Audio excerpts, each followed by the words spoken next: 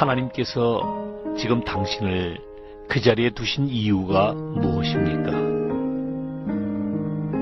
일하는 직장이 만족스럽습니까? 그 직장에 다니는 이유가 무엇입니까? 하나님께서 나에게 주신 직장이라고 믿습니까? 아니면 어쩌다 보니 지금까지 온 것입니까? 만일 별 생각 없이 머문 직장이라면 그곳에서 결코 하나님의 뜻을 이루지 못할 것입니다. 그 정도 믿음으로는 조직 안에 있는 갈등과 어려움을 이기지 못할지도 모릅니다. 하나님의 결정에는 이유가 있습니다. 그러므로 하나님께서 나를 이 직장에 보내셨다, 이 자리에 있게 하셨다는 확신을 가지십시오. 그러면 그 직장을 통해 하나님의 영광이 나타납니다. 아무리 괴롭고 답답하고 어렵더라도 큰 문제가 되지 않습니다. 내 존재 이유는 무엇일까요? 누구든지 살아가는 이유에 대한 확신이 필요합니다. 가정에서나 직장에서나 개인적으로 혹은 국가적으로 하나님께서 이 시대의 사명을 감당하도록 나를 부르셨다는 확신이 필요합니다. 하나님은 실수가 없으시며 가장 선한 것을 우리에게 주십니다. 비록 예수 그리스도의 십자가처럼 그것이 쓰디쓴 잔일지라도 그러합니다. 하나님께서 나를 이곳으로 부르셨다는 사실을 인정하십시오. 그렇게 하신 뜻을 찾고 그 뜻을 이루기 위해 최선을 다하십시오.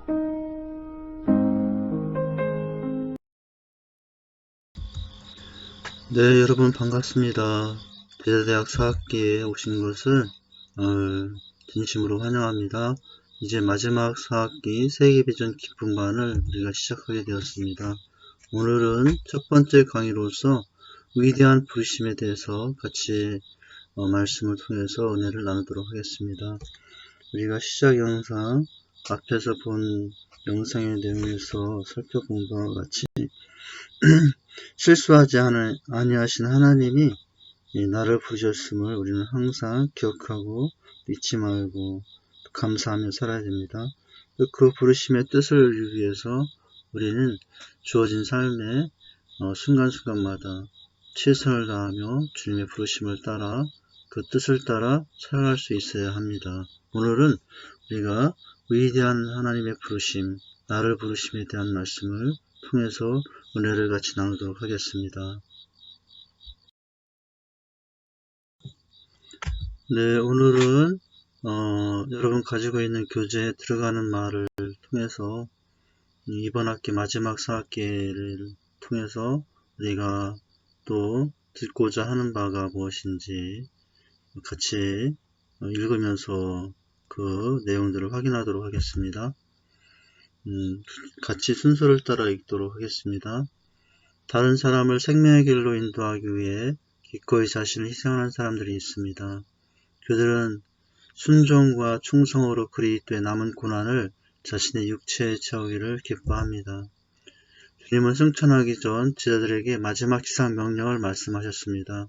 그 말씀에 순종하는 제자들의 인생을 최고로 가치 있게 하셨으며 주님은 우리 역시 세계 비전을 이루기 위해 부르셨습니다. 사랑하는 주님의 위대한 부르심에 순종하며 초지일관 세계 비전을 이루기 위해 달려가는 사람들이 바로 재생산 사역자들입니다. 세계 비전 제자대학 4학기, 우리는 4학기죠. 2학기는 세계 비전을 품고 열정과 인내를 다하여 또 다른 세리들을 세우는 영광스러운 재생산 사역자의 삶을 훈련하는 과정입니다. 이 과정을 통해 아비의 심정으로 한 영혼을 얻기 위해 세우기 위해 땀과 눈물을 아끼지 않는 충성스러운 일꾼이 되고 오직 순종으로 오직 믿음으로 전진하는 재생산 사역자가 되고자 합니다. 셀의 진정한 열매는 한 명의 새 가족이 아니라 또 다른 셀입니다. 자신이 먼저 셀리더가 되고 주님을 닮아가는 또 다른 셀리더를 양육하고 훈련하여 세우는 것이 우리의 목표입니다. 건강한 셀은 또 다른 셀을 낳고 지속적으로 분가합니다. 성령께서는 그리스도의 몸을 온전하게 하는 건강한 셀을 통하여 세계의 비전을 이루게 하십니다. 세계의 비전을 품은 제사한 사역자들은 성령님과 동행하며 땅까지 하나님 나라를 확장하기 위해 달려갈 것입니다. 재생산 사역자들입니다. 세계 비전을 품고 날아오라야 합니다. 전 세계 곳곳에 재생산 사역자를 세워 건강한 셀을 확장하며 모든 민족을 제자 삼아야 합니다. 성령님과 함께 하나님의 소원인 세계의 비전을 이루어야 합니다. 물이 바다 덮음같이 온 세상을 복음하여 여호와의 영광이 온 땅에 충만하기를 간절히 사모해야 합니다. 이렇게 우린 이 비전과 또 주신 이 부르심 앞에서 오히려 감사하며 이 마지막 학기를 함께 끝까지 달려가는 은혜가 있기를 소망합니다. 그 다음 사항으로는 유의사항을 보도록 하죠. 우리가 방학한 후에 이제 개학을 하기 때문에 다시 한번 기억할 필요가 있어요. 자, 첫 번째 유의사항입니다. 우선 세계비전 제작에 오신 것을 진심으로 환영합니다. 두 번째, 양육자를 사랑하고 신뢰하십시오. 그리고 열심히 기도해야 유익한 시간이 될 수 있습니다. 세 번째, 결석을 하거나 중도에 탈락하지 않도록 각별히 노력해야 합니다. 한두 번 고비가 있을지 모르지만 그때마다 서로 도와주고 아껴주어야 합니다. 훈련을 받은 동안에는 최우선을 세계비전 제자에게 두어야 합니다. 그리스도인의 가장 큰 축복은 영적 성장입니다. 훈련을 받는 동안 아프지 죽지도 말아야 합니다. 우리가 그만큼 이 시간에 최우선순위를 두자하는 말씀이죠. 다섯 번째, 교제 예습을 반드시 해야 합니다. 예습을 하는 것과 그렇지 못한 것은 훈련에 대한 마음의 자세가 어떠한가를 단적으로 보여주는 것이기 때문에 그래요.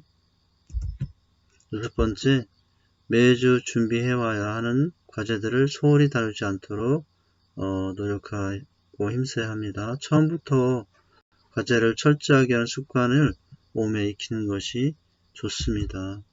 일곱 번째, 수레바퀴의 삶, 큐티, 성경읽기, 기도, 예배, 전도 등 이 수레바퀴의 삶이 습관이 되도록 적극적으로 훈련하십시오. 매일 수레바퀴의 삶과 교제물을 이제 매주 체크하게 되어서 학점에 반영하게 됩니다. 여덟 번째, 전인적인 훈련이 되도록 해야 합니다. 단순히 지식을 쌓는 시간이 아니니까요. 지식으로 사람이 변화되는 것이 아닙니다. 우리가 같이 배우고 나누고 적용한 내용, 배운 내용을 삶에 적용하여 적용해야 전인적인 성장이 일어날 수 있게 됩니다. 또 아홉 번째, 예배, 셀가족 모임 참석과 행복 모임 인도에 최선을 다하십시오. 세계비전 대학에서 배운 내용을 적용할 수 있는 좋은 기회가 되고 사역의 현장입니다. 함께 훈련받은 지체들을 사랑하며 섬기고 또 서로 기도하십시오. 그들은 함께 달려갈 동역자들입니다.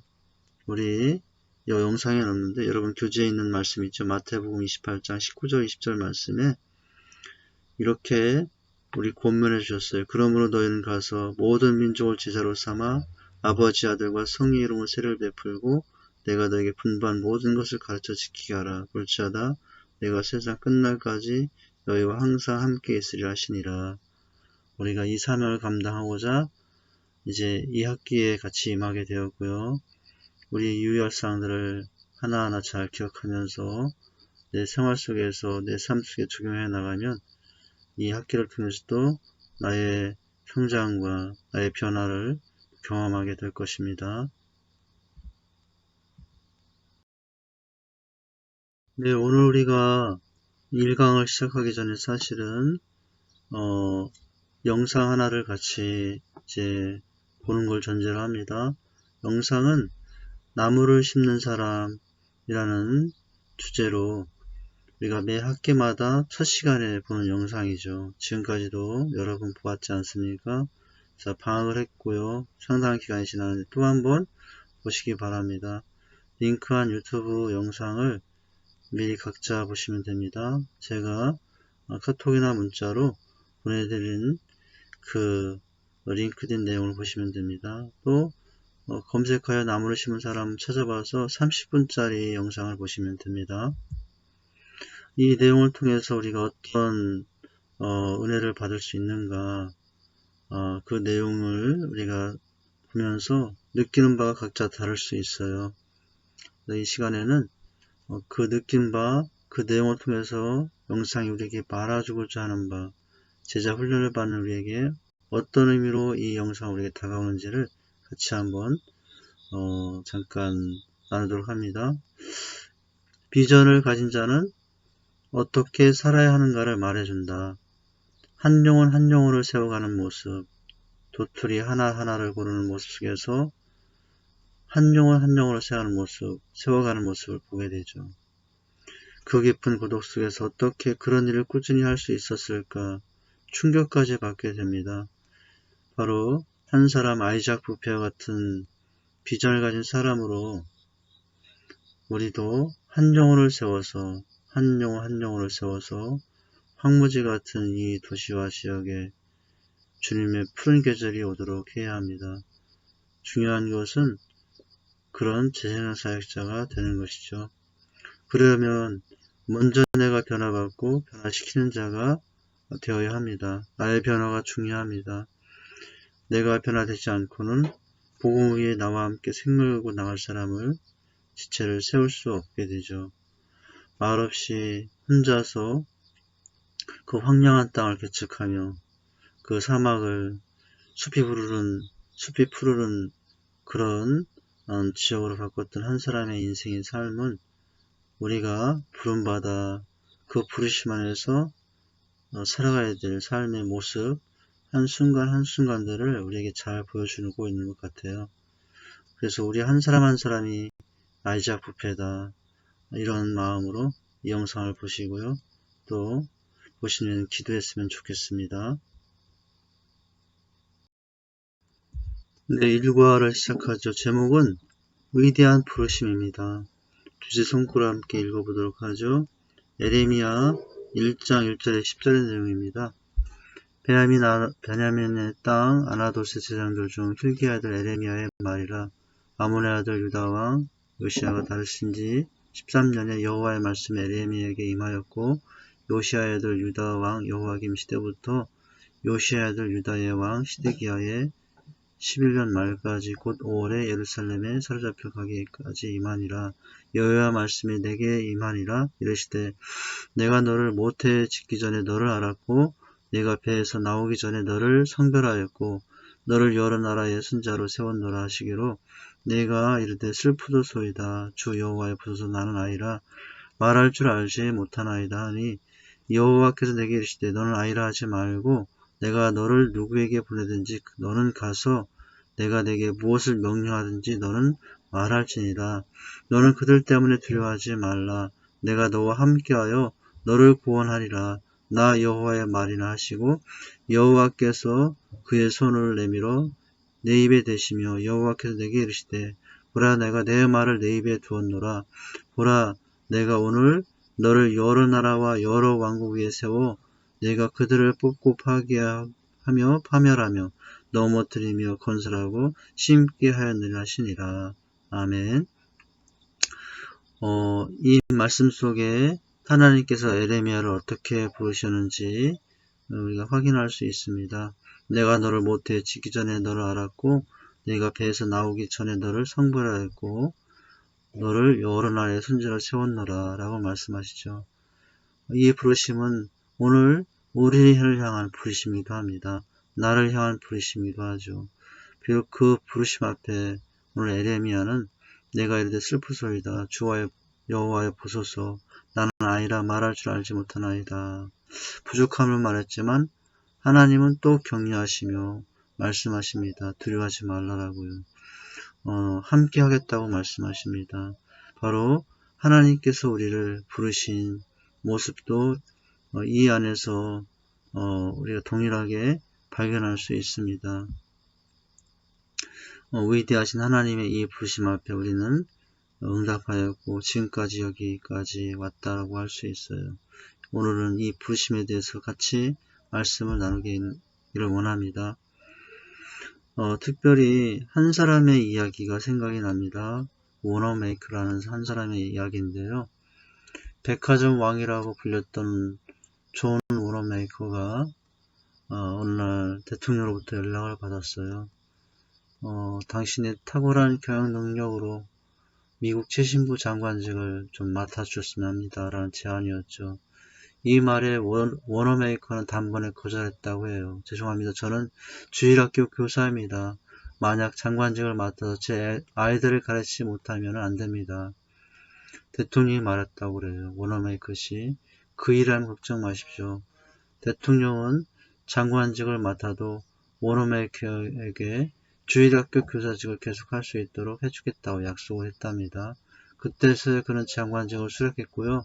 그리고 워너메이커는 매주 토요일이면 비행기를 타고 고향에 내려가 아이들을 가르쳤다고 합니다. 한 번은 기자들이 워너메이커에게 장관직이 주일학교 교사직만도 못하냐고 물었을 때 이렇게 대답했다고 그래요. 주일학교 교사직은 제가 평생 해야 할 본업이지만 장관직은 몇 대 하다가 그만둘 부업입니다. 그 부르심 앞에 워너메이커가 보였던 이 반응 참 감동적입니다. 하나님이 우리에게 맡겨주신 이 셀리더는 평생 해야 할 본업이라고 할 수 있습니다. 하나님의 부르심에 순종하는 사람이 쓰임받는 위대한 일꾼이 될 수가 있어요. 에레미야를 부르신 하나님, 에레미야를 부름받은 에레미야뿐만 아니라 또한 존 워너메이커가 부르심 앞에 삶을 어떻게 생각하고 살았는지 우리의 이 부르심이 내 평생의 가장 중요한 본업이다 라고 생각하며 이 부르심의 뜻을 위해 우리가 최선을 다하는 그런 하나님의 사람들이 되었으면 좋겠습니다.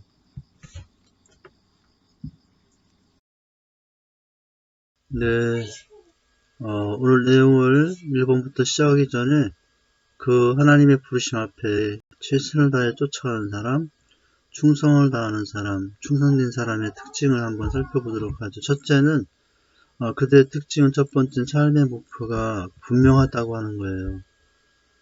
인생의 목표의 중심이 이생의 자랑이 아니라 하나님 나라 회복과 세움에 있습니다. 또한 그 중심에 교회가 있고요. 하나님 나라와 교회 중심의 삶이 항상 분명하고요. 또 가치관의 변화가 일어납니다. 부귀와 안락의 세상적 가치관에서 성경적 가치관으로 로드십이 분명한 사람으로 우리는 변화가 되어야 합니다.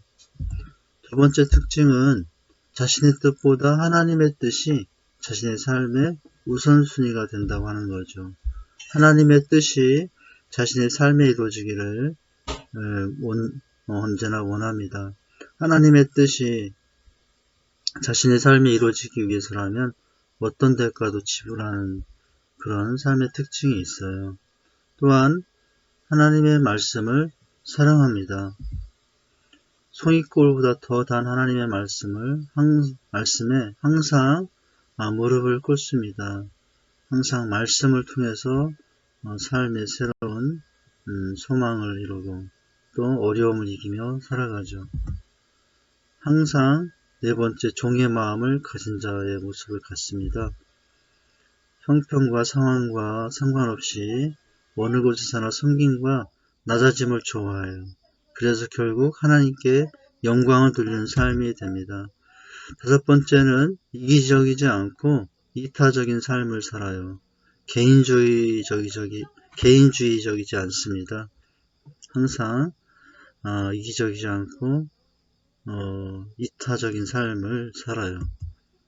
그래서 충성된 사람은 그래서 드러나지 않아도 평생 넘버 2, 넘버 3가 되어도 그 삶을 통해서 하나님의 일하심이 진행되는 것을 기뻐하고 좋아합니다. 하나님과 또 하나님의 나라를 위해 이름 없이 빚도 없이 살아도 좋아합니다. 이런 특징을 가지고 있어요. 여섯 번째 특징은 자신을 신뢰하지 않는다는 거예요. 하나님만 늘 신뢰합니다.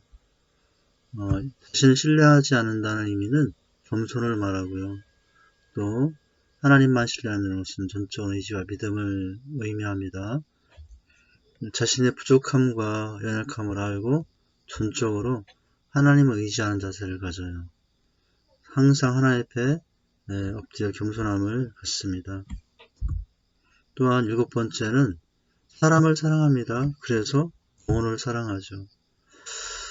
주변에 다양한 사람들이 많이 있어요. 별의별 사람들이 있는데 그래도 다 감당을 하고 또 가까이 하기를 원하고 그들을 사랑하기를 원합니다.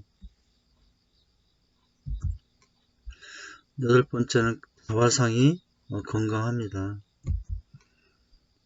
정체성이 건강하다는 의미예요. 정체성이 건강하기 위해서는 말씀으로 성령으로 치유되어야 합니다.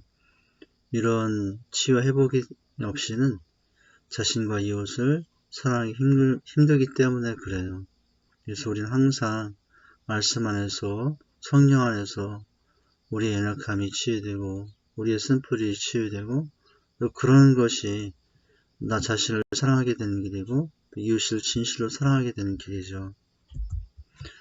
그리고 훈련받기를 즐거워합니다. 장성한 분량까지 자라기를 늘 소망합니다. 되었다라고 생각하지 않고 앞으로 더 되어야 된다라고 생각하며 훈련받기를 즐거워합니다. 나의 지식과 경험만으로 되는 것이 아니에요. 이것은 성령께 계속 나 자신을 드러내야만 합니다. 그럴 때 자라갈 수 있어요. 충성된 일꾼을 세우기 위해서는 내가 먼저 충성된 일꾼이 되어야 됩니다. 내가 먼저 본을 보여야 돼요. 훈련받기를 즐거워하면서 나의 성장과 나의 자라감이 나타날 때 더 큰 우리가 영광을 드러낼 수 있습니다. 우리의 삶의 인생의 목적, 이제 사학기까지 왔다면 우리는 재생산 사역지의 위치에 있어요. 우리의 인생의 목표는 이제 무엇입니까? 두 가지가 있는 첫째는 영적 목표가 우리에겐 있어요. 그것은 바로 그리스도의 장성한 분량까지 자라는 것입니다. 이것은 바로 영적인 능력과 말씀의 능력과 성품의 능력을 의미하는 것인데 우리가 주님의 수준까지 자라가는 것, 우리가 평생 힘써도 주님은 될 수 없지만 주님의 그 모습까지 자라가려고 애쓰는 것, 이것이 우리가 가져야 될 영적인 목표고, 두 번째는 사역의 목표가 있어요.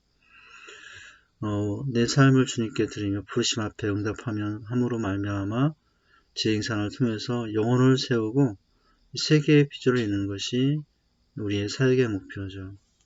영적인 목표와 사역의 목표를 항상 기억하고 점검할 수 있어야 돼요. 특별히 이제 그래서 사역이 중요합니다. 사역을 통해서 이제 사역의 목표일 뿐만 아니라 영적인 목표도 주님의 분량까지 자라가는 목표도 성김과 사역을 통해서 주어지기 때문에 그래요. 사역의 현장 속에서 섬김을 통해 오히려 상대가 성장하기도 하지만 나 자신이 성장하기도 한다는 것입니다. 셀리더의 사명, 이것은 결국 영적인 목표를 이루는 길이고 사역의 목표를 이루는 길이에요. 물론 세들리스로서 사역한다는 것이 쉽지 않죠. 셀리더 나 자신의 죽음이 언제나 필요하기 때문인데요. 그러나 그 헌신을 통해서 가장 큰 유익을 누리는 자는 바로 나 자신이 되는 것이죠. 그 모습을 통해서 영적 목표가 이루어지고 사역의 목표가 이루어지니 주님이 또한 기뻐할 일이라고 할 수가 있습니다. 위대한 부르심에 우리가 응답하는 것이 얼마나 나에게 큰 축복인가를 여기서 우리가 발견하게 됩니다. 그러면 오늘 우리가 다룰 내용, 위대한 부르심의 전체 내용은 무엇인지 살펴보도록 하죠. 첫 번째 문제는 위대한 부르심을 받은 믿음의 선진들에 관해서 말씀으로 살펴보는 순서를 갖죠. 그리고 두 번째는 부르심을 받은 선지자 에레미야를 통해 하나님께서 어떻게 부르시는지, 나를 어떻게 부르시는지를 살펴보도록 합니다. 세 번째는 그럼에도 불구하고 하나님의 부르심을 듣지 못하는 이유는 무엇인지를 살펴봅니다. 네 번째는 하나님의 부르심에 순종할 때 어떤 은혜가 나타나는지를 보도록 합니다. 다섯 번째는 하나님은 모든 것을 예비하시고 부르셨다는 거예요. 무엇을 예비하시고 우리를 부르신가에 대해서 확인합니다. 또한 여섯 번째는 그 부르심에 합당한 삶을 살기 위해 우리는 어떻게 해야 하는가, 이 내용을 보죠. 위대한 부르심, 나를 향하는 부르심입니다. 하나님께서 우리를 부르셨습니다. 첫 번째 위대한 부르심을 받은 믿음의 선진들에 관해서 말씀을 통해 살펴보죠. 노아와 아브라함과 모세, 베드로, 바울에 대한 부르심을 확인하도록 합니다. 첫 번째는 창세기 6장에 나와 있는 아브라함에 대한 부르심인데요. 노아에 대한 부르심인데요.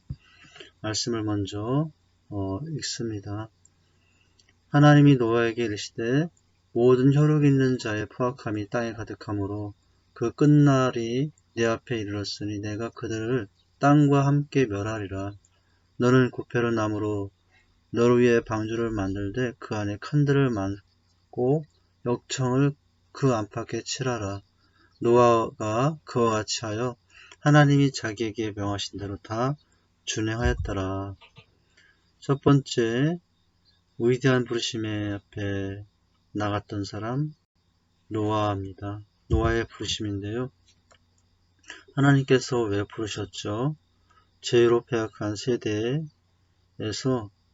새로운 세상을 시작하기 위해서 부르셨죠. 그에게 비밀한 말씀을 주셨고 그를 통해서 구원의 계획을 진행하셨습니다.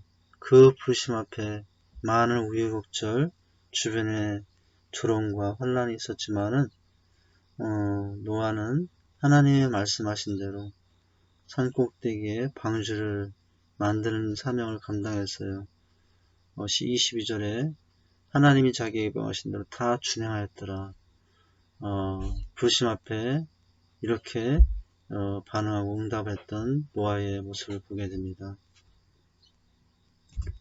두 번째 창세기 12장에 나오는 아브라함에 대한 부르심에 대해서 봅니다.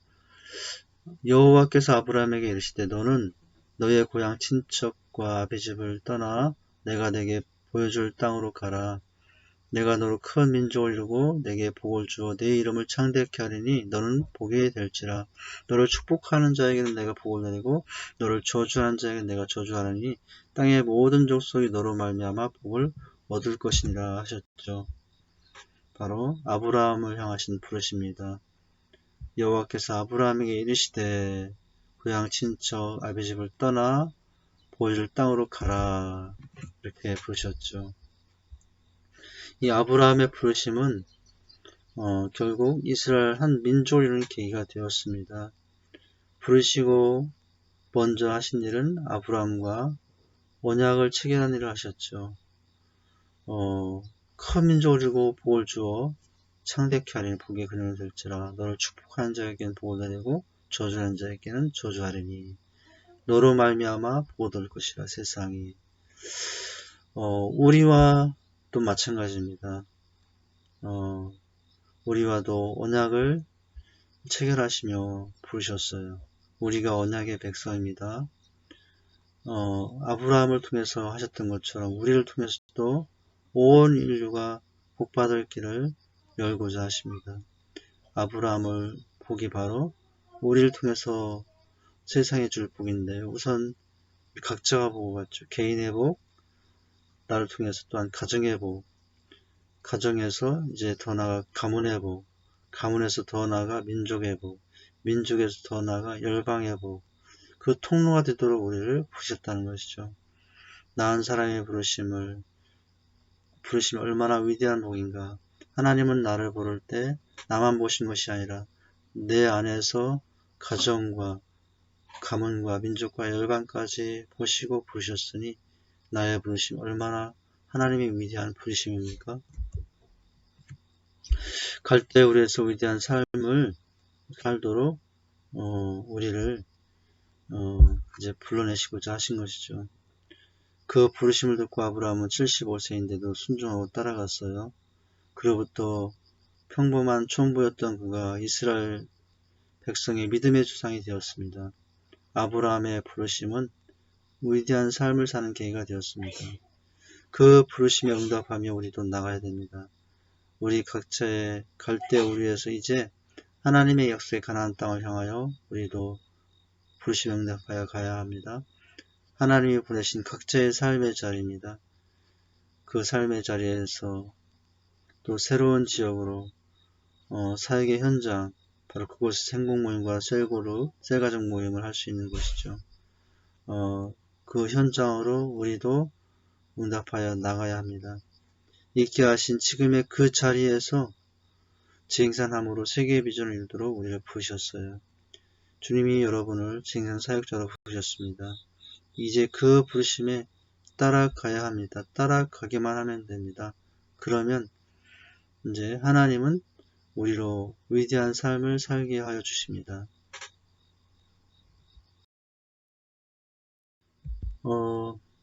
이제 노아와 아브라함이 세 번째는 모세를 부르신 모습을 보죠. 출애굽기 3장 4절에 이렇게 말씀하십니다. 여호와께서 그가 보려고 돌이켜 오는 것을 보신지라 하나님이 떨기나무 가운데서 그를 불러 이르시되 모세야 모세야 하시매 그가 이르되 내가 여기 있나이다. 바로 하나님은 또 누구를 부르셨죠? 모세를 부르셨어요. 모세는 떨기나무에서 부르신 하나님의 음성, 그 음성의 부르심에 순종할 때 위대한 삶을 살게 되었습니다. 모세야 모세야 두 번 부르셨는데요. 모세를 두 번 부르시는 것에서 하나님의 부르심의 긴박함을 알 수 있어요. 사명의 중요성을 알 수 있습니다. 모세는 깨달았고 응답하였고 동참하게 되었어요. 우리의 이름을 부르실 때 내가 여기 있나이다. 이것이 우리가 또한 가져야 될 응답의 모습입니다. 호렙산 가시떨기 가운데서 부르시고 만나셨죠. 그리고 하나님께서 모세와 함께 하셨습니다. 이스라엘 민족을 구하는 위대한 일을 시작하기 위해서 모세를 부르셨던 것입니다. 가서 내 민족을 구원하라고 명령하셨고 순종합니다. 그래서 위대한 삶을 살게 됩니다. 순종하면 위대한 삶을 살게 됩니다. 그 하나님의 음성을 듣고 따를 수 있어야 됩니다. 지금 어떤가요? 그 부르심 앞에 어떤 순종의 삶을 살고 있습니까? 그 부르심의 음성 앞에 우리는 내 뜻과 내 생각과 내 경험을 내려놓고 하나님의 부르심 앞에 온전히 자신의 삶을 맡기고 나갈 때 하나님은 내 삶 속에서도 모세를 통해서 일하셨던 그 놀라운 은혜들을 나타나게 될 것입니다. 또 한 사람에 대한 부르심인데요. 베드로입니다. 누가복음 5장 8절이죠. 시몬 베드로가 이를 보고 예수의 무릎 아래에 엎드려 이르되 주여 나를 떠나소서 나는 죄인이로소이다 하니 부르심 받을 때 베드로가 보였던 반응이죠. 그러나 이 반응 속에서 거절이 아니라 오히려 베드로가 대답했던 이 모습은 진실한 자로 다시 한번 서고자 하는 응답이었다고 할 수가 있어요. 주님의 부르심을 받은 사람은 베드로뿐만이 아니라 지금 우리를 또한 부르시고 계시다고 하는 거예요. 오늘 우리도 귀를 기울여 주님의 음성을 들을 때, 또 듣고 응답할 때 우리의 삶 속에 우리가 알지 못하는 예비해 놓으신 놀라운 일을 이루시며 또 놀라운 삶을 살게 하실 것입니다. 우리가 쿠어바디엑스라는 소설에서 베드로에 대한 이야기를 잘 알고 있습니다. 네로 황제의 박해를 피해 로마를 버리고 도망가던 베드로, 떠나가던 베드로, 그러나 도망가는 중에 반대로 로마를 향하여 가시는 주님을 만나게 됩니다. 그 모습을 보니까 로마로 피 흘리시며 들어가시는 모습을 보여주었어요. 베드로는 반가워 물었습니다. 주여 어디로 가시나이까? 주님이 대답하셨죠. 베드로가 이 대답에 반응을 하게 되는데요. 주님의 대답은 네가 버리고 가는 로마로 간다. 십자가 지고 가시는 주님을 보게 됐습니다. 그 모습에 베드로는 주님 제가 가겠습니다. 그리고 다시 로마로 갔다라고 그래요. 나중에 베드로는 그 부르심 앞에 순종하여 거꾸로 십자가 지고 순교한다 합니다. 주님이 온전히 십자가 졌는데 내가 주님과 똑같이 십자가 질 수 없다 하며 순교를 각오하고 살았던 삶의 모습, 아주 감동적인 소설이기도 하고 영화로도 나왔죠. 우리가 이 베드로의 부르심을 보면서 우리가 어떻게 반응해야 되는가, 그 부르심 앞에 어떻게 나가야 되는가를 생각하게 됩니다. 부르심을 듣고 따를 때 하나님은 내 작은 삶을 통해서도 아름다운 귀한 일들을 이루게 하실 것입니다. 이제 또 한 사람에 대한 부르심을 보죠. 사도행전 9장 4절입니다. 땅에 엎드려 들음에 소리가 있어 이르되 사울아 사울아 내가 어찌하여 나를 박해하느냐 하시거늘. 바울이죠. 바울에 대한 부르심입니다. 부르심에 순종했을 때 그의 이름이 바뀌었죠. 큰 자라는 사울의 이름에서 작은 자라는 바울의 이름으로 바뀌게 됩니다. 겸손한 자로 바뀌는 그런 놀라운 은혜가 나타났던 거죠. 오늘 우리도 마찬가지입니다. 우리 하나님의 부르심 앞에 응답할 때 우리는 하나님 앞에 겸손한 자가 되어 주님의 나라를 위하여 또 힘쓰는 바보같이 사명을 위해서라면 생명도 아끼지 않고 주님을 향해서 달려가는 인생으로 우리를 세워주실 것입니다. 바울 대단한 사람이었죠. 예수 믿는 자를 핍박하고 대적하던 사람, 세상적으로는 큰 자였습니다. 이 사람이 다메섹 도상에서 하늘의 광채를 보고 해보다 더 밝은 하늘의 광채이신 주님을 보고 자신을 향한 하늘의 아버지의 아름다운 음성을 들었어요. 그 음성을 듣고 부르심에 순종할 때 사울이 바울이 되었습니다. 그리고 아름다운 삶, 또 멋진 삶을 사는 위대한 사도가 되었습니다. 우리도 그렇게 불러주신 것입니다. 많은 세상으로 부르시는 이 하나님의 부르심 앞에 순종할 때 사울이 바울 되는 체험, 우리의 삶에도 나의 삶에도 일어나게 됩니다. 그래서 달려야 할 길을 다 갔다 마쳤다 이런 고백을 우리도 마지막에 하게 될 겁니다. 응답할 때, 그 부르심 앞에 나갈 때 우리는 이런 삶을 살게 될 것입니다. 노아와 아브라함과 모세, 베드로, 바울의 삶, 그들의 그 아름다운 삶은 그 부르심 앞에 응답할 때 이루어졌다라고 하는 것입니다. 나를 부르신 주님 앞에 우리가 해야 할 것을 응답하여 그 부르심을 쫓아가는 것입니다. 이번에는 부르심을 받은 선지자 에레미야를 통해 하나님께서 어떻게 부르시는지 그 내용들을 살펴보겠습니다. 첫째, 말씀을 통해 하나님을 인격적으로 만나 주십니다. 에레미야 1장 1절에 3절이죠. 베냐민 땅 아나돗의 제장들 중 hil기야의 아들 에레미야의 말이라. 아몬의 아들 유다 왕 요시아가 다스린 지 13년에 여호와의 말씀이 에레미야에게 임하였고, 요시아의 아들 유다의 왕 여호와감 시대부터 요시아의 아들 유다 왕 시드기야의 11년 말까지 곧 5월에 예루살렘이 살접벽하기까지 임하니라. 여호와의 말씀이 에레미야에게 임하였고, 2절에서 말씀하셨죠. 부르실 때 하나님은 말씀을 통해서 만나주십니다. 하나님은 말씀의 하나님이십니다. 사명자로 부르심받은 모든 사람은 말씀으로 만나주십니다. 듣고 반응하면 하나님이 쓰십니다. 그래서 우리는 항상 말씀 속에서 하나님을 인격적으로 만날 수 있어야 합니다. 두 번째, 하나님의 부르심을 깨닫게 하셨죠.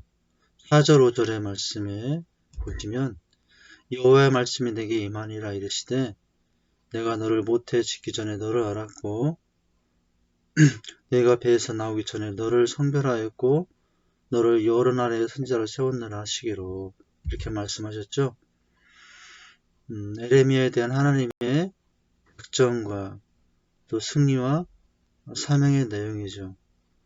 에레미야는 사명으로 도전받고 있습니다. 내가 너를 모태에 짓기 전에 너를 알았고 작정하셨고요. 성별하였고 또 선지자로 세웠다. 이렇게 내가 계획하였고 너를 세우기를 원한다. 에레미야는 이제 하나님을 만난 후에 부르심을 깨달으며 도전을 받게 된 것이죠.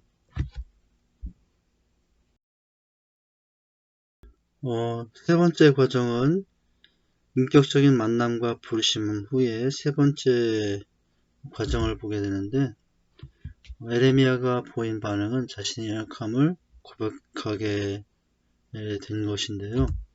6절의 말씀에 내가 이르되 슬퍼소이다 주 여호와의 보소서 나는 아이라 말할 줄 알지 못하나이다. 이렇게 자신의 연약함을 고백했습니다. 모든 사람은 인격적으로 만나 그 부르심 앞에 하나님을 만날 때 하나님도 보지만 자신도 보게 되는데 무엇보다도 자신이 죄인인 것을 깨닫게 되죠. 베드로, 사도 바울, 수가성의 여인도 이와 같은 과정이 있었죠. 하나님을 만나는 순간 모든 인간은 자신이 죄인임을 발견하게 되고 고백하지 않을 수 없어요. 누구나 마찬가지인데 이사야도 그랬죠. 자기가 죄인인 것을 발견했어요. 이사야 5장 6장 5절에 그때 내가 말하되 화로다 나여 망하게 되었도다. 나는 입술이 부정한 사람이요 입술이 부정한 백성 중에 거하면서 만군의 여호신 왕을 배웠음이로다. 이렇게 그 부르심 앞에 나갈 때 우리는 고백하지 않을 수 없습니다. 연약함을 죄인임을 고백하게 됩니다. 또한 그 고백한 후에 하나님께서 이제 사명을 주시게 되는데요. 에레미야에게 어떤 사명을 주셨을까요? 7절에 10절이죠. 여호와께서 내게 이르시되 너는 아이라 하지 말고 내가 너를 누구에게 보내든지 너는 가며 사명이죠. 내가 무엇을 명령하든지 너는 말할지니라. 너는 그들 때문에 두려워하지 말라. 내가 너와 함께하여 너를 구원하리라. 나 여호와의 말이라 하시고 여호와께서 그 손을 내밀어 입에 대시며 여호와께서 내게 이르시되 보라 내가 내 말을 내 입에 두었노라. 보라 내가 오늘 너를 여러 나라와 여러 왕국 위에 세워 내가 그것들을 뽑고 파괴하며 파멸하며 넘어뜨리며 건설하고 심게 하였느니라. 이와 같은 사명을 허락하시고 계시죠. 자신이 무엇을 해야 되는지 사명을 깨닫게 하십니다. 하나님을 모르던 사람이 하나님을 발견하면 먼저는 죄인임을 깨닫게 되고요. 그 다음에 사명자가 됩니다. 이와 같이 우리가 에레미야를 통해서 어떻게 부르셨는지를 봤어요. 먼저는 인격적으로 만나주시고, 그리고 이제 부르심이 시작되면 부르심을 깨닫게 되면서 하나님을 깨닫게 되면서도 자신이 죄인임을 깨닫게 되고요. 또 그 부르심 안에 주님께서 우리에게 말씀하시는 사명을 듣게 되고 사명을 감당하는 자가 되는 것입니다. 나를 만나신 하나님도 마찬가지입니다. 이사야, 에레미야 뿐만 아니라 나도 이와 같은 과정 속에서 부르셨고요. 또 만남이 있었고 부르심이 있었고 고백하였었고 또 사명을 받았어요. 우리는 이제 이 사명을 붙잡고 주님의 나라를 향하여 하나님의 이름을 위하여 내 삶을 드리며 나갈 수 있어야 됩니다. 3번을 봅니다. 하나님은 모든 사람을 부르시는데 모든 사람이 하나님의 부르심을 듣지 못하는 경우가 많아요. 세 번째, 하나님의 부르심을 듣지 못하는 이유는 무엇일까? 분명히 부르시고 계심에도 부르심을 받지 못하는 것은 바로 우리 사람의 문제인데요. 첫째는 영적인 교만 때문에 듣지 못합니다. 잠언 16장 18절 말씀에 교만은 패망의 선봉이요 거만하는 마음은 넘어짐의 앞잡이니라. 바로 이 교만 때문에 듣지 못하는 것인데요. 교만은 보잘것없는 인생이 보잘것없는 지혜와 지식으로 하나님 앞에 자랑하는 것이거든요. 우리가 평생 겸손하고 하나님께 영광을 돌려야 합니다. 그럴 때 또 하나님의 부르심과 또 주시는 은혜를 가지고 우리는 또 믿음의 길을 갈 수 있어요. 첫째도 겸손, 둘째도 겸손, 셋째도 겸손이라고 그랬죠. 나에게 하나님의 음성이 없다라는 것은 바로 이 교만 때문에 그래요. 하나님의 음성을 듣지 못하는 이유, 더 나아가서는 또 순종하지 못하는 이유도 바로 우리 안에 있는 이 영적 교만 때문입니다. 영적 교만은 하나님의 음성을 듣지 못하도록 방해합니다. 우리는 하나님에 대해서 잘 알고 있다고 자만해서는 안 돼요. 그러나 자만하지만 실상은 하나님에 대한 지식과 또 하나님에 대한 믿음이 부족하거나 아예 없는 것이 우리의 모습일 수 있어요. 항상 내 안에 영적 교만이 있진 않은지 나를 항상 돌아볼 수 있어야 됩니다. 두 번째, 하나님의 부르심을 듣지 못하는 이유는 주님보다 하나님보다 세상을 더 사랑하기 때문에 그래요. 요한일서 2장 15, 16절이죠. 이 세상이나 세상에 있는 것들을 사랑하지 말라. 누구든지 세상을 사랑하면 아버지의 사랑이 그 안에 있지 아니하니 이는 세상에 있는 모든 것이 육신의 정욕과 안목의 정욕과 이상의 사랑이니 다 아버지께로 온 것이 아니요 세상으로부터 온 것이라 라고 말씀하시죠. 이렇게 세상을 사랑하면 어떤 모습으로요? 세 가지, 육신의 정욕, 안목의 정욕, 이상의 사랑의 모습으로 주님보다 세상을 더 사랑하면 세상에 빠져 부르심을 듣지 못합니다. 하나님의 부르심의 소리보다 세상의 소리가 더 크니 하나님의 소리를 듣지 못하죠. 이 세상은, 이 어두운 세상 항상 하나님을 대적합니다. 그 세상을 사랑하면 하나님 아버지를 사랑하지 않는 것이에요. 더 나아가서 하나님을 대적하는 자가 됩니다. 그래서 이 시대와 세상을 섬기고 또 우리가 기도해야 되지만 본받지는 말아야 됩니다. 세상을 사랑하면 영적인 눈과 귀가 어두워지고 세상에 빠져 부르심을 듣지 못하게 됩니다. 또한 세상을 사랑하면 자기 관리를 못하게 됩니다. 육신의 정욕과 안목의 정욕, 이상의 자랑에 매여 자기 관리를 못하게 됩니다. 최고의 리더십은 자기 관리인데요. 부르심을 감당하려면 영적 지력 체력의 관리가 필요합니다. 자기 관리를 위해 또한 수레바퀴의 삶을 잘 살아야 되죠. 우리가 이러한 자기 관리의 사람이 되려면 세상을 사랑하는 것에 사랑하고 있지 않은지 돌아볼 수 있어야 됩니다. 세상을 사랑하기 때문에 하나님의 음성을 듣지 못하게 되는 것입니다. 세상을 사랑하면 하나님의 음성을 듣지 못한다고 했죠. 하나님을 사랑하면 하나님의 음성을 듣게 되는 것이죠. 세 번째는 왜 하나님의 부르심을 듣지 못하는가? 영적으로 무감각하기 때문에 또 그래요. 열왕기상 6장에 그 영적인 무감각의 장면을 우리가 잘 살펴볼 수 있습니다. 왕이 이에 말과 병거와 많은 군사를 보내며 그들이 밤에 가서 그 성읍을 에워쌌더라. 하나님의 사람의 사환이 일찍 일어나 나가보니 군사와 말과 병거가 성읍에 에워싸는지라. 그의 사환이 엘리사에게 말하여 내 주여 우리가 어찌하리이까. 대답하여 두려워 말라. 우리와 함께한 자가 그들과 함께한 자보다 많으니라 하고 기도하여 이르되 여호와여 원하건대 그의 눈을 열어 보게 하소서 하니 여호와께서 그 청년의 눈을 여시매 그가 보니 불말과 병거가 산에 가득하여 엘리사를 불렀더라. 두 사람의 모습이 보이죠. 영적으로 감각이 무감각했던 이제 한 사람 개하시죠. 그러나 영적인 민감함으로 하나님이 함께 하심을 보고 하나님 담대함을 했던 엘리사. 영적인 무감각에 빠짐으로 말미암아 이제 적군의 군사와 말과 병거의 성을 보았지만은 그를 둘러싸고 있는 하나님의 불말과 불병거를 보지 못했죠. 영적으로 무감각하면 듣지 못하게 되고 순종하지 못하게 됩니다. 이 영적인 감각은 성령 안에서 말씀과 기도 안에서 그 영적인 감각이 살아나게 됩니다. 그래서 우리는 항상 영적인 감각이 부디어지지 않도록 민감하도록 또 하나님 앞에 설 수 있어야 됩니다.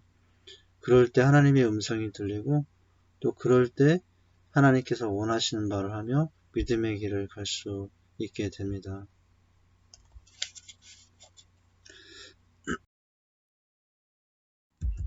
앞에 3번 네 번째를 빼먹었네요.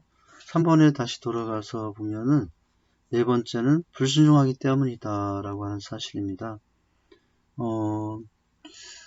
마태복음 19장에 보면은 예수께서 이르시되 내가 온전하고자 할진대 가서 내 소유를 팔아 가난한 자들에게 주라. 그리하면 하늘에서 보화가 내게 있으리라. 그리고 와서 나를 따르라 하시니 그 청년이 재물이 많음으로 말씀을 듣고 근심하여 가니라 라고 했죠. 하나님의 앞에 나와 이제 영생이 있음을 깨닫고 소망하며 살고자 했음에도 불구하고 재물 때문에 순종하지 못했어요. 욕심 때문에 순종하지 못했어요. 우리 안에 바로 이와 같은 욕심으로 인한 불순종이 있을 때 하나님의 음성을 듣지 못하게 됩니다. 순종하지 못하게 됩니다. 자, 이와 같이 네 가지 때문에 영적 교만, 세상을 사랑함, 영적인 무감각, 불순종이 하나님의 음성을 듣지 못하게. 자, 이제 네 번째로 들어가죠. 그렇다면 부르심의 음성 앞에 순종할 때 우리는 어떤 은혜를 누리게 되는가? 첫째는 담대함을 주신다고 하는 것입니다. 여호수아 1장 6절 강하고 담대하라. 너는 내가 그들의 조상에게 맹세하여 그들에게 주리라 한 땅을 이 백성에게 차지하게 하리라 라고 말씀하셨죠. 부르심에 순종할 때 나타나는 첫 번째는 순종하면 담대해진다라고 하는 거예요. 그러나 반대로 불순종하면 약해지죠. 늘 불안합니다. 부르심의 은혜 앞에 우리가 순종함이 우리에게 큰 삶에 힘이 되는 것이에요. 두 번째는 부르심에 순종할 때 나타나는 어두운 마음을 밝혀주신다 라고 하는 거예요. 고린도후서 4장 6절 어두운 데서 비치비치하셨던 그 하나님께서 예수 그리스도 얼굴에 있는 하나님의 영광을 아는 빛을 우리의 마음에 비추셨느니라. 마음이 어두운 것은 불순종하며 살기 때문입니다. 순종할 때 기쁨이 있고요. 또 밝게 주님의 은혜 안에서 또 빛으로 나와 삶의 은혜를 나타내게 됩니다. 세 번째는 부르심에 순종할 때 새 힘을 허락하여 주십니다. 이사야 40장 31절 말씀이죠. 오직 여호와를 앙망하는 자는 새 힘을 얻으리니 독수리가 날개치며 올라감 같을 것이요 다른 부각질하여도 곤비치 아니하겠고 걸어가도 피곤치 아니하리라 라고 말씀하셨죠.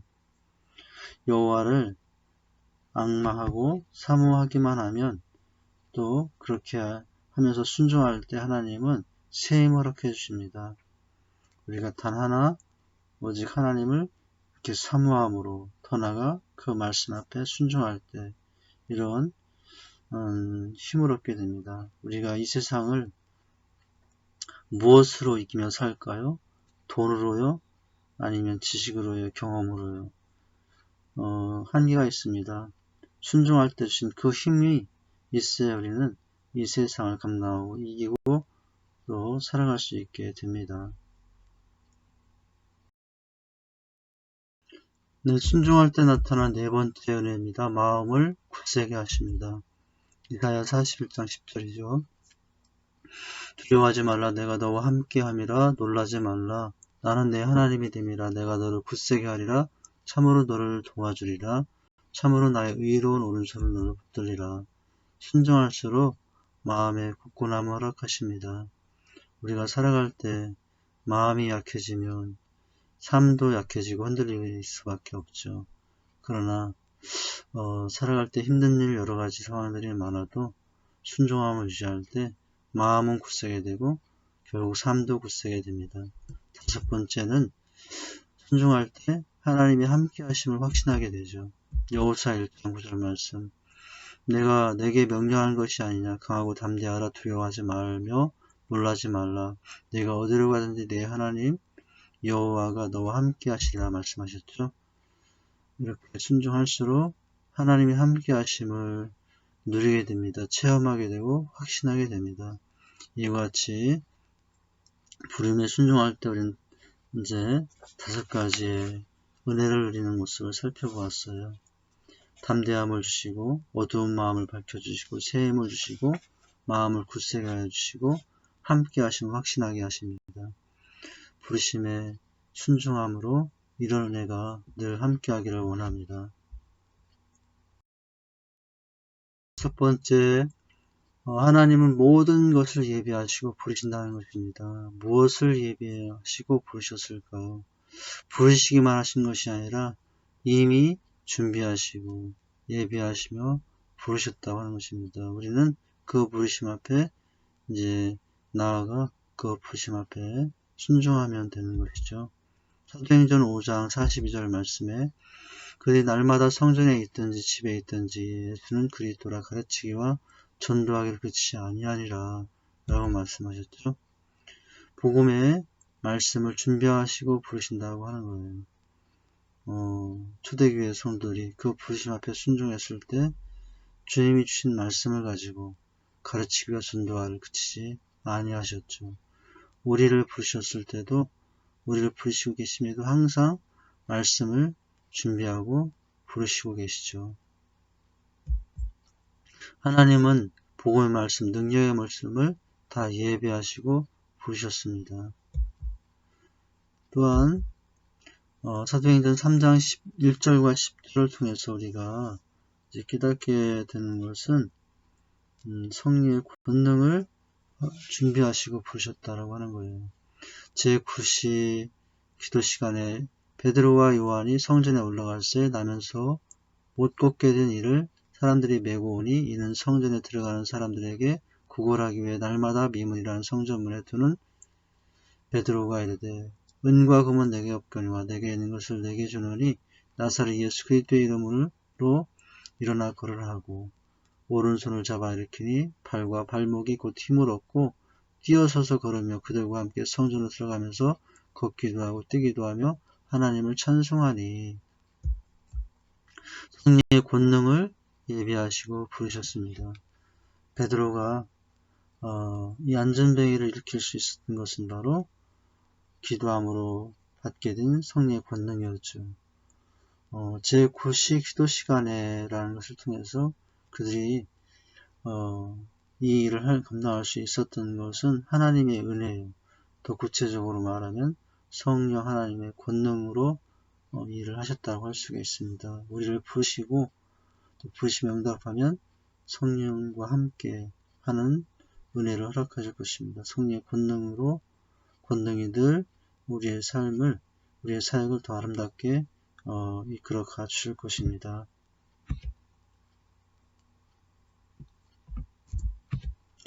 하나님이 이런 권능과 능력을 다 예비하시고 부으셨다는 것이죠.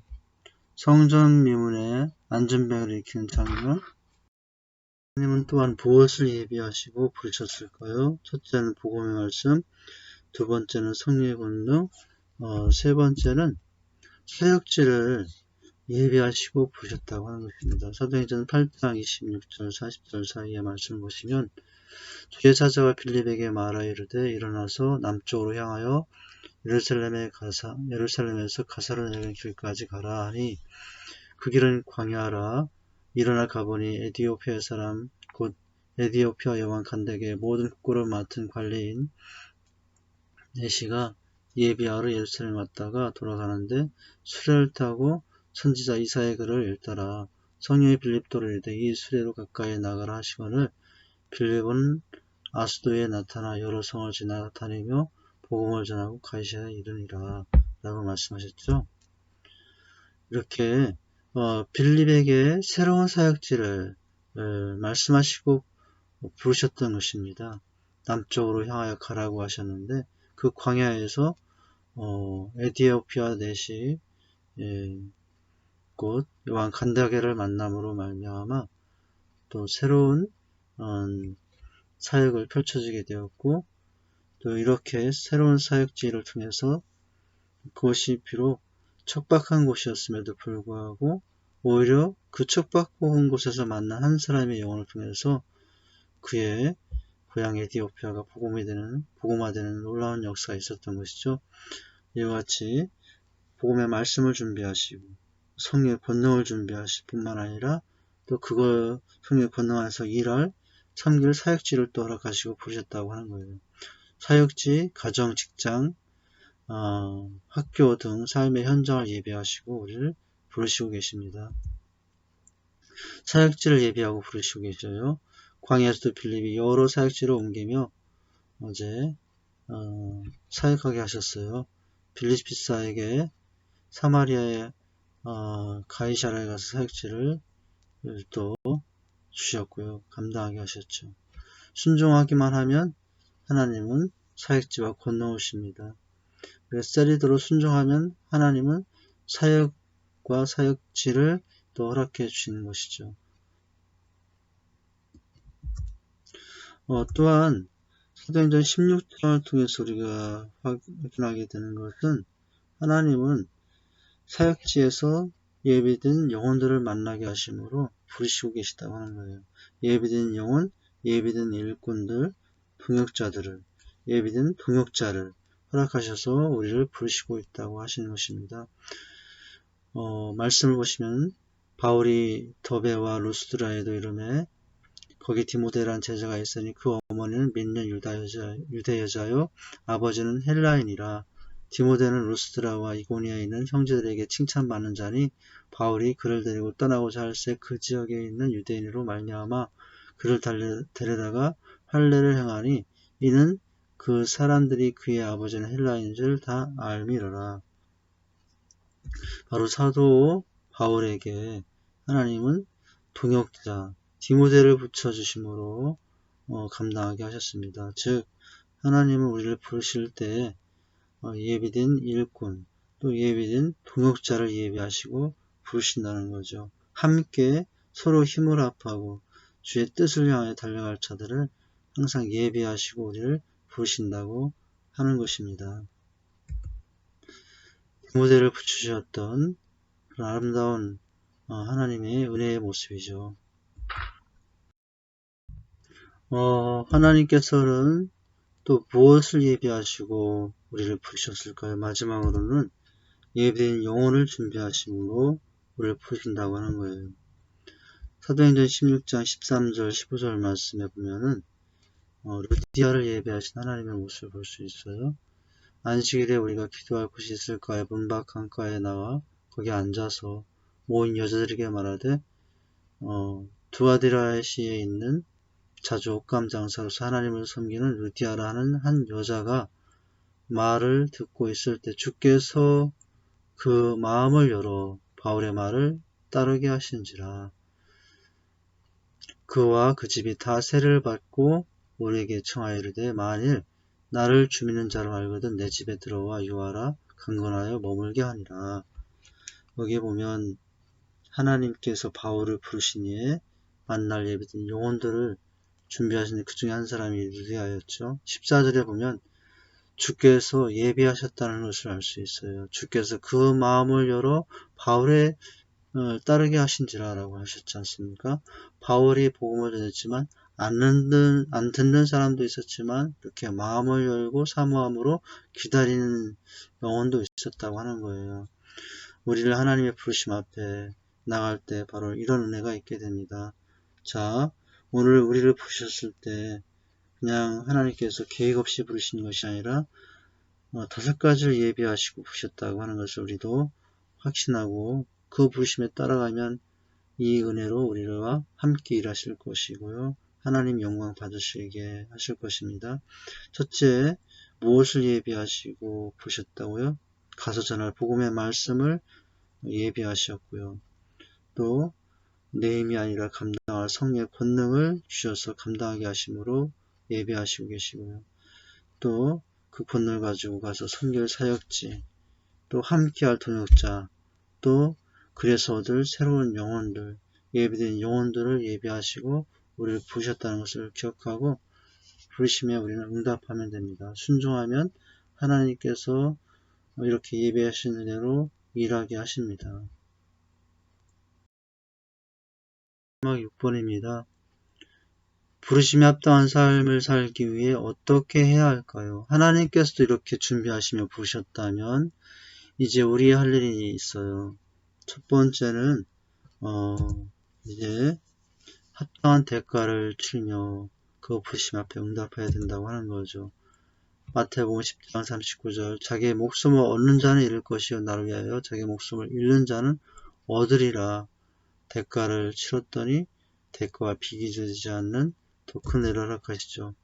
부르심에 합당한 삶을 살기 위해 우리가 해야 할 일은 첫 번째는 합당한 대가를 치르며 나가겠다는 자세가 필요합니다. 그 대가는 바로 십자가죠. 나를 부인하고 주님의 십자가를 지고 주님을 쫓아가는 삶, 그 삶에 하나님의 아름다운 영광이 있게 됩니다. 또한 합당한 삶을 살기 위해서는 성령의 열매를 맺으며 살아야 된다고 하는 거예요. 에베소 4장 2절 3절입니다. 모든 겸손과 온유로 하고 오래 참으로 사랑 가운데서 서로 용납하고 평안을 매는 줄로 성령이 하나 되게 하신 것을 심써 지키라 라고 하셨죠. 합당한 대가를 칠 뿐만 아니라 그 대가를 통해서 성의 열매를 맺으며 살아갈 수 있어야 됩니다. 그 삶은 겸손과 온유와 오래 참음, 사랑, 용납, 하나 되게 하는 것, 바로 이런 삶이 있을 때 부르심에 합당한 삶이 되고 그 삶을 통해서 하나님은 더 큰 영광을 받게 되시죠. 겸손과 온유와 오래 참 사랑 가운데 용납, 평안으로 성이 하나님 것을 힘써 지키어 나가는 것이 부르심 앞에 우리가 감당해야 될 삶의 모습이라고 할 수 있습니다.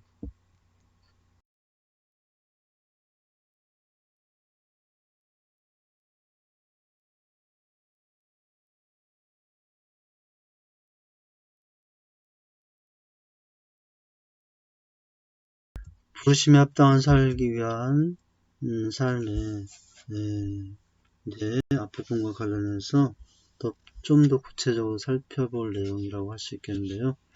부르심에 합당한 삶을 사는 5가지 덕목이 필요하죠. 이미 앞에 2장 에베소 4장 2, 3절에 나왔던 부분과 겹치는 부분도 있는데, 첫째는 모든 사람에게 겸손하라 라고 하는 것입니다. 윗사람은 물론 아랫사람에게도, 즉 모든 사람에게 겸손하게 하는 것입니다. 또 모든 면에서도 겸손하게 하는 것입니다. 부르심을 받았다고 하나님 앞에서 사람 앞에서 그것이 나의 자랑이 되거나 으스크린 교만이 되지 않도록 해야 되겠죠.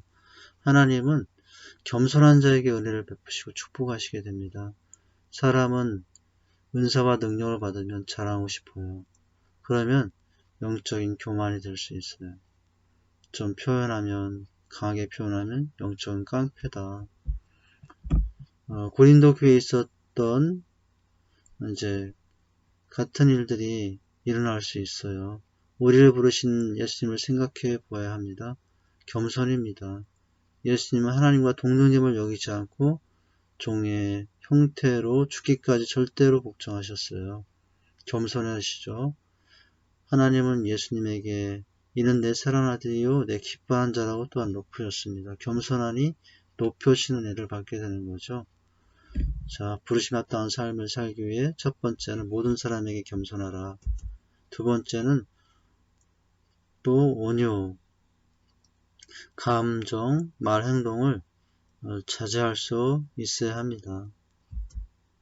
온유는 무능한 것이 아닙니다. 진실로 강한 사람은 힘이 있고 능력이 있어도 온유함으로 자제할 수 있는 사람이라고 할 수 있어요. 부르심을 입은 사람은 언제나 온유함으로 말과 행동과 감정을 자제하고 선으로 악을 이기는 사람이라고 할 수 있어요. 세 번째는 부르심에 합당한 삶을 살기 위해서는 참는 것, 인내입니다. 성령의 9가지 열매 중에 가장 신앙의 진수는 바로 오래 참음입니다. 부르심에 합당한 삶을 살수록 힘든 일이 많아요. 오래 참는 것이 필요하죠. 힘들고 어려울 때일수록 인내할 수 있어야 됩니다. 네 번째는 부르심에 합당한 삶을 살기 위해서는 사랑 가운데 서로 용납할 때라고 하는 거예요. 원어의 뜻은 허물을 가려운다, 담요로 덮어준다, 수치를 덮어준다라는 뜻이라고 합니다. 억지로가 아니라 사랑 가운데서 서로 덮어주는 삶, 이것이 부르심에 합당한 삶의 구체적인 모습입니다. 또한 이제 마지막 5가지는 부르심에 합당한 삶이 되기 위해서는 하나가 되는 일에 협력할 수 있어야 됩니다. 평안에 매는 줄로 성이 하나 되게 하심으로 힘써 지키라 라고 했어요. 불화하면 하나가 될 수 없어요.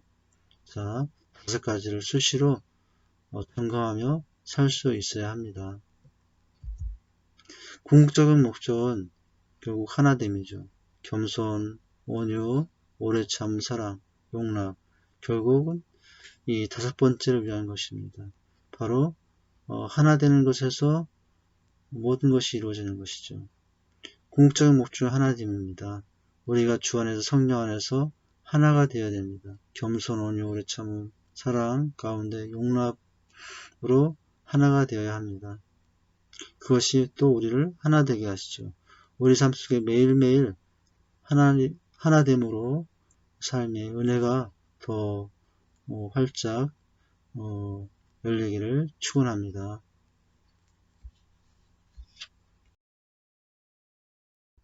또한 부르심에 합당한 삶을 살기 위해서 에베소 4장 4절에서 6절 내용을 중심으로 볼 내용은 그리스도 안에서 하나가 되어야 된다고 하는 거죠. 몸이 하나요 성령도 한 분이시니 이와 같이 너희가 부르심의 한 소망 안에서 부르심을 받았느니라. 주도 한 분이요 믿음도 하나요 세례도 하나요 하나님도 한 분이시니 곧 만유의 아버지시라. 만유에 계시고 만유를 통일하시고 만유 가운데 계시도다 라고 말씀하셨죠. 이렇게 그리스도 안에서 서로 하나가 될 수 있어야 됩니다. 하나가 되어야 할 이유는 바로 우리가 에베소 4장 4절 6절에 나왔죠. 7가지 이유가 뭐였습니까? 첫째는 몸이 하나이기 때문이고, 둘째는 성령이 하나이기에, 셋째는 한 소모 안에서 한 비전을 이루기 위해서, 넷째는 주도 하나요 예수 그리스도 한 분으로, 주도 하나이고 예수 그리스도를 한 분으로 모셨기 때문이고요. 다섯 번째는 믿음도 하나요 라고 하는 거예요. 믿음이 똑같다고 하는 것입니다. 또 세례도 하나요. 삼위일체 하나님부터 세례를 받았기 때문에 그렇죠. 하나님도 한 분이기에 하나님은 바로 우리 모두의 아버지시고 우리는 다 하나님의 자녀죠. 부르심 합당한 삶을 살기 위해서는 결국 예수 안에서 주님 안에서 하나가 될 수 있어야 됩니다. 누가복음 9장 23절 말씀을 통해서는 자기를 부인하고 십자가를 져야 된다라고 하는 거예요. 그것이 복음에 합당한 삶으로 나가게 한다고 하는 것입니다. 또 우리에게 이르시되 아무든지 나를 따라오려거든 자기를 부인하고 날마다 제 십자가를 지고 따를 것이니라 라고 말씀하셨죠. 자신을 부인하고 자기 십자가를 질 수 있어야 합니다. 부르심에 합당한 삶을 살기 위해서 어떻게 해야 되는가? 마지막은 이제 순종이죠. 창세기 12장 1절 4절에 아브라함의 순종이 보이죠. 여호와께서 아브라함에게 이르시되 너는 너의 고향과 친척과 아비 집을 떠나 내가 내게 보여줄 땅으로 가라. 이제 이 말씀에 아브라함은 순종하여 떠났죠. 4절에 보니까 이 아브라함이 여호와의 말씀을 따라갔고 룻도 그와 함께 갔으며 아브라함이 하나를 떠날 때 75세였더라. 평생 이뤘던 삶의 터전이죠. 75년 세월 가운데 모든 삶에 있던 터전, 그것을 다 떠난다는 것은 큰 대가를 치는 거지만 하나님의 약속을 믿고 떠났기 때문에 그는 믿음의 조상이 되는 축복을 누릴 수 있었습니다. 순종하면 하나님이 만들어 쓰십니다. 순종하면 그 삶을 통해서 하나님이 복되게 하십니다. 순종이 얼마나 중요한가 우리가 이렇게 한번 정의 내릴 수 있겠어요. 첫째, 순종은 모든 것을 잃는 것이 아니라 모든 것을 얻는 것입니다. 창세기 12장 1절에서 3절 아브라함을 통해서 우리가 확인한 바죠. 실제는 잃는 것 같아요. 그러나 결국 모든 것을 얻는 삶이 순종에 있습니다. 순종은 두 번째 교리가 아니라 신앙이다 라고 하는 거죠. 순종에 대해서 우리가 아무리 듣고 이해하고 또 그것을 내가 가지고 있더라도 실제가 아니면 그것은 지식일 뿐이라는 거예요. 또 물에 계시다 아무지 나를 따라오는 부인하고 날마다 제 십자를 나를 지고 나를 쫓을 것이니라 라고 말씀하셨죠. 순종은 지식이 아니라 삶에 나타나는 것이라고 할 수 있어요. 세 번째, 순종은 낮아지는 것이 아니라 높아지는 것입니다. 물론 순종하면 지금은 낮지만 결국 누가 높이죠? 하나님이 높여주시는 것입니다. 그 능력이 그리스도 안에서 역사하사 죽은 자들 가운데서 다시 살리시고 하늘에서 자기의 오른편에 앉게 하셨다 라고 하시는 것이에요. 네 번째, 순종은 빛나는 영광, 영원토록 빛나는 영광입니다. 순종은 당장은 수치처럼 보입니다. 순종은 당장은 부담처럼 보여요. 그러나 순종은 결국 영원토록 빛나는 영광이 되게 하십니다. 만물을 그 발 아래에 복종하게 하사 그를 만물 위에 그의 머리로 삼으셨다라고 말씀하셨죠. 십자가의 수치를 예수님께서 담당하신 결과는 머리가 되신 은혜로 마치게 되는 거죠. 교회의 머리가 되도록 하나님께서 은혜를 베푸셨죠. 그 의미가 아니라 영원토록 빛나는 영광을 얻게 합니다. 이와 같이 부르심 합당한 삶을 살기 위해서 우리가 무엇이 필요한가? 대가를 치러야 되며 또 열매를 맺으며 근데 그 열매는 겸손과 온유와 참음과 사랑 가운데 용납 가운데 이루어진 열매야 되고요. 또한 서로가 하나 되어야 되고 자기를 부인하고 십자가를 지며 순종한다라고 하는 것이죠. 위대한 하나님의 부르심 앞에 우리가 가져야 될 모습, 모든 것을 예비하시고 준비하시며 부르신 하나님 앞에 우리가 드려야 될 삶의 내용의 모습이라고 할 수 있습니다. 나는 과연 지금 얼마나 주 앞에 이러한 순종의 삶을 주님께 드리고 있습니까?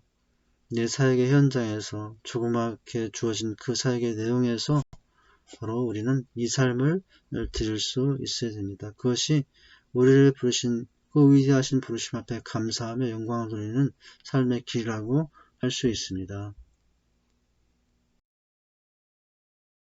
지금까지 강의와 함께 해주셔서 감사합니다. 이제 마지막은 적용과 기도하는 시간이에요. 이번 과의 가르침에서 새로 깨달은 것과 적용해 실천하고자 하는 교육하는 서로 나누어 봅니다. 오늘 부르심의 내용에 대해서 살펴보았죠.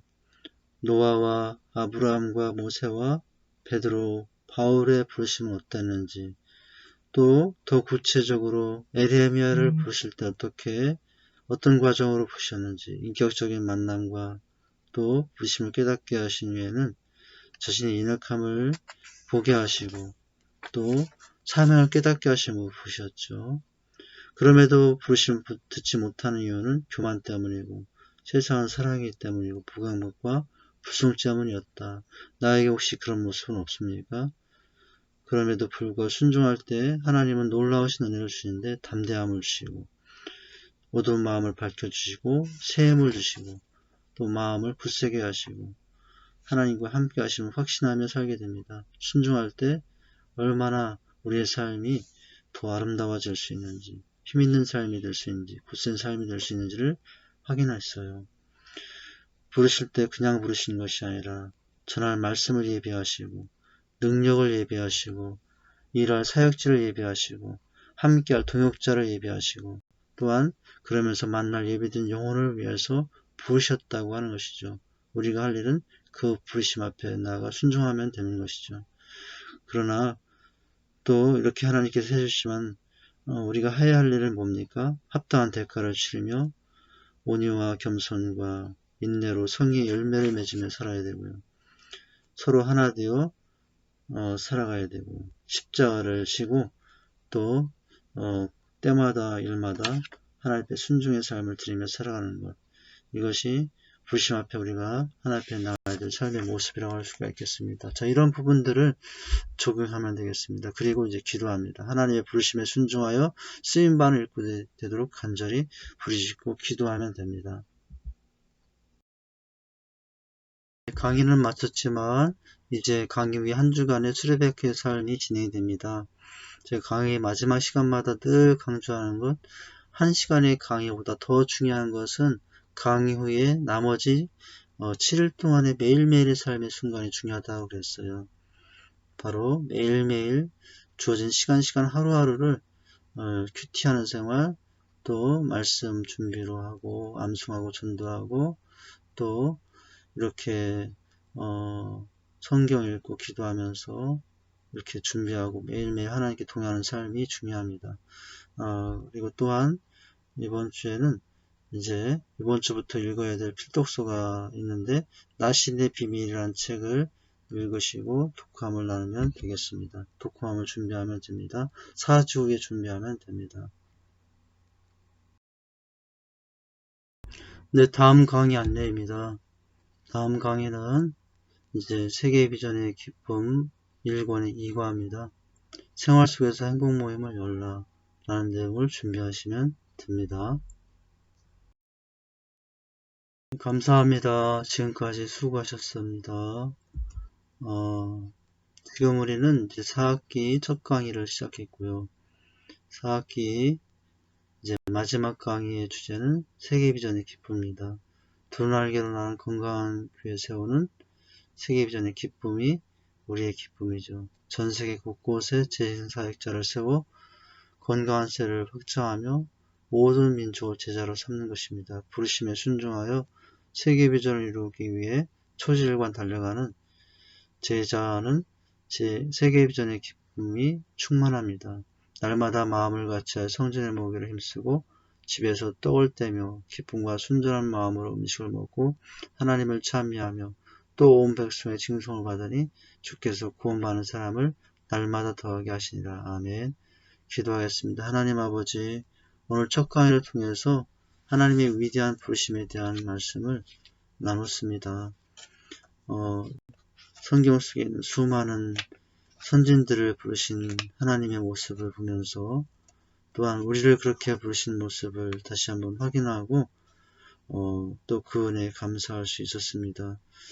하나님의 부르심 앞에 우리가 늘 끼어서 그 부르심 언제나 듣는 자가 되기 원합니다. 혹시 우리 안에 있는 교만이나 또 무감각, 불순종의 모습, 주님보다 더 사랑하는 것 때문에 주님의 음성을 듣지 못하는 일이 없게 하시고 순종할 때 주신 그 담대함으로 또 세임으로 또 하나님 굳세게 하시는 그 마음으로 살아가는 자리가 될 수 있도록 도우시고 인도해 주시옵소서.